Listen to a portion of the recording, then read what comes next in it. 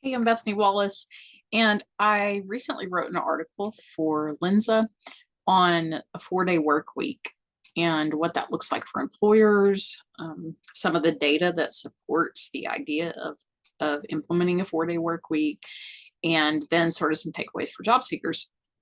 And um, so I just kind of wanted to provide some commentary to go along with that article, just like my own opinions and thoughts, which in no way represent the opinions or thoughts of Lenza.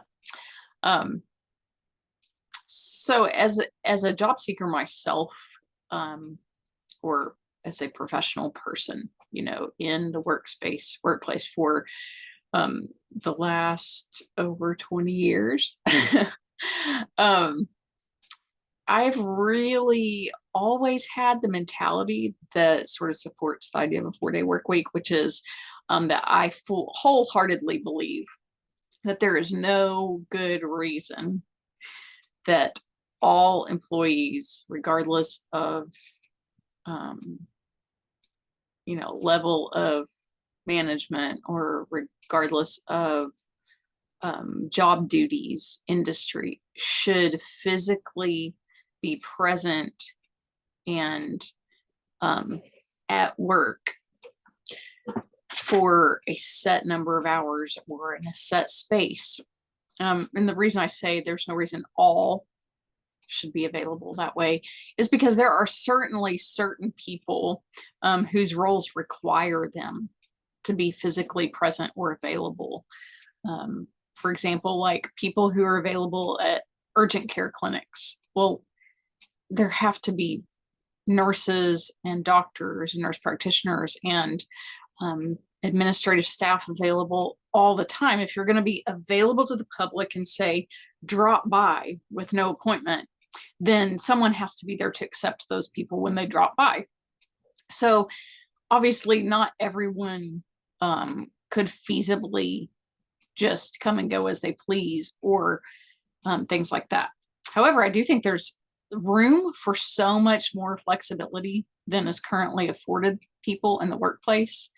For one thing, I think that, really your salary should be determined by the tasks you're doing, the value you're adding, not the number of hours you're working.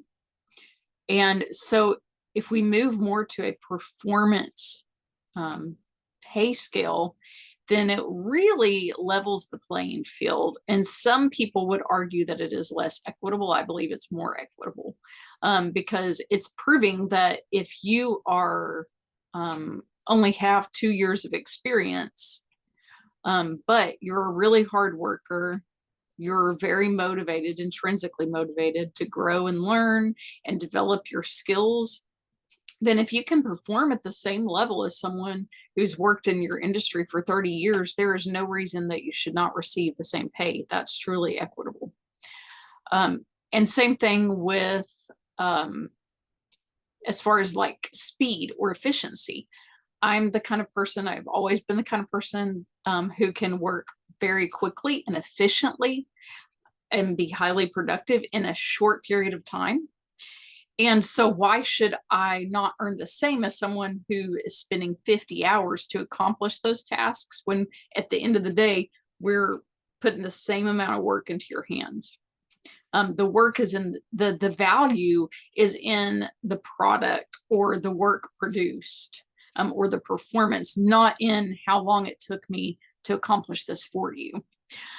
And this is something entrepreneurs know because entrepreneurs generally determine over time, even if they start out charging by the hour, that really hourly rates don't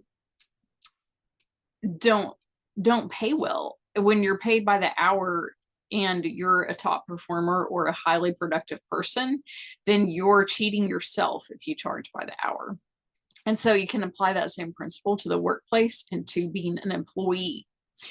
And so I guess one thing that I would just encourage job seekers to do, which I did not say this in the article outright, is to set the bar yourself for what you're asking and requiring of you. Like if an employer wants to hire you, and they're offering $70,000 a year, and you're comfortable with that number, then that's fine. But don't discount the idea that you could propose that you work a 32-hour work week versus a 40-hour work week. Or don't be afraid to ask for whatever that additional flexibility is that you're wanting. Maybe those additional 8 hours of time away from work wouldn't appeal to you. But if you could make the same salary working only 32 hours as you could working 40, why would you not want to work 32 instead? And you can always do this if you're a job seeker or you're a current employee. You can always propose that to your manager as something that you want to try, just like on a probationary period. Like, say, let's try it for 3 months, or let's try it for 6 months and see if I'm still able to get the same tasks completed and complete them as well and complete them on time.